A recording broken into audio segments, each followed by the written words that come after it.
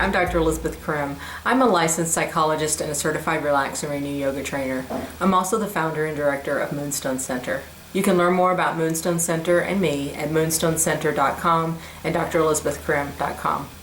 I want to welcome you to this edition of The Healer's Life. It's a newsletter and video I put out each month to attend to you, the person who is the healer, in your roles and different ways that you are in your life, to cue you to take care of yourself and to just better understand your whole life as you live this role. I've been missed the last couple of newsletter times because I've been very busy with a book proposal I've been putting together, as well as some speaking and other writing projects, and I've missed you. I've also been very caught up with the political season.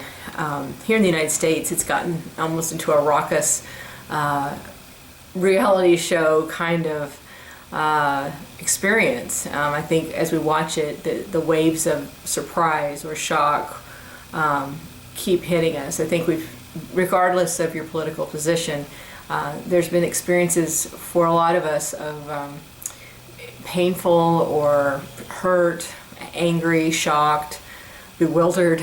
And I think one of the things that's kind of critical is a lot of us who are healers go into situations and we are both affected by what we're helping others deal with. And as a nation, that's happening for all of us as those in these positions. We are both affected by the very things going on in our political climate, as well as we're helping others who are dealing with it. And I'm not suggesting that politics is usually part of the psychotherapy hour, at least in my practice. However, the last few weeks I have seen it coming in, and off and on through the last year. And I find myself struggling with how to both be present with my client and yet not let my issues come in. And that is always our challenge as healers, and when we're managing our own personal experience and when to self-disclose and when not to, and how to use that in a therapeutic way while protecting the client from our own processes and not letting those get in the room. We call this transference and countertransference when we're talking about our unconscious processes and how those show up. These transference and countertransference processes are really rooted in our own past, young, childhood, even infant and prenatal attachment and relationship experiences. And when I watch the political season, I'm very struck by how it seems that transference has really emerged and is at play at large in our country right now. It's in the politics, it's in the division, whether you're Democrat, Republican, Independent.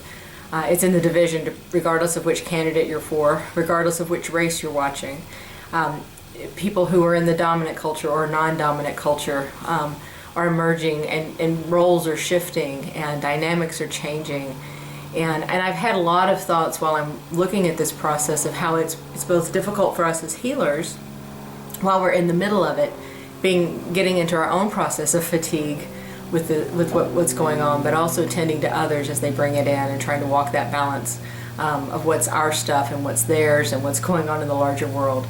But I'm also watching a process that reminds me so much of when couples come in, that each of them come in with their own experiences, their own ways of making meaning of those shared experiences, their own interpretations, their own injuries, and also their own unconscious defenses that often get activated and in turn continue to hurt the other person.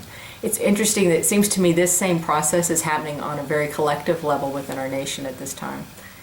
So I just want to speak to that. My newsletter, if you'll read it, is very much talking about that, and I speaks my heart about it, but also speaks to the issues of politics and transference and the fatigue that can arise from working through those states. And often the cycle of healing, one of the things I say to my clients, it's even in my contract, is a lot of times when we enter to the healing work of psychotherapy, things get worse before they get better.